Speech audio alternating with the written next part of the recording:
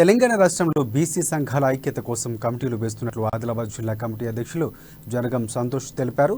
పట్టణంలోని ప్రెస్ క్లబ్లో ఏర్పాటు చేసిన మీడియా సమావేశంలో నూతన కార్యవర్గం ఎన్నికల వివరాలు వెల్లడించారు. గౌరవాధ్యక్షులుగా నల్ల నారాయణ రెడ్డి, ప్రధాన కార్యదర్శిగా శివప్రసాద్ రెడ్డి, కోశాధికారిగా శివకుమార్, ఆర్గనైజింగ్ సెక్రటరీగా ముత్యాల రాధాకృష్ణ, లీగల్ అడ్వైజర్గా సంజయ్ రెడ్డి, ఉపాధ్యక్షులుగా 8 మందిని, సహాయ కార్యదర్శులుగా మరో 8 మందిని ఎన్నుకున్నట్లు తెలిపారు.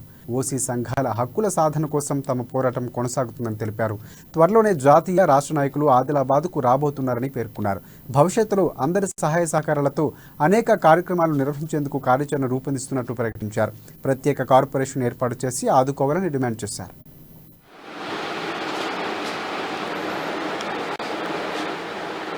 తెలంగాణ రాష్ట్రంలో ఓసీ సంఘాల ఐక్యత కోసం రాష్ట్ర వ్యాప్తంగా కమిటీలు వేయడం జరుగుతున్నది. ఓసీ సంఘాల యొక్క హక్కుల సాధన కోసం, ఐక్యత కోసం మా పోరాటం సాగుతుంది. త్వరలో మా రాష్ట్ర నాయకులు, జాతీయ నాయకులు ఆదిలాబాద్కు రాబోతున్నారు. అందులో భాగంగా ఈరోజు జిల్లా కమిటీని ప్రకటించడం జరుగుతుంది.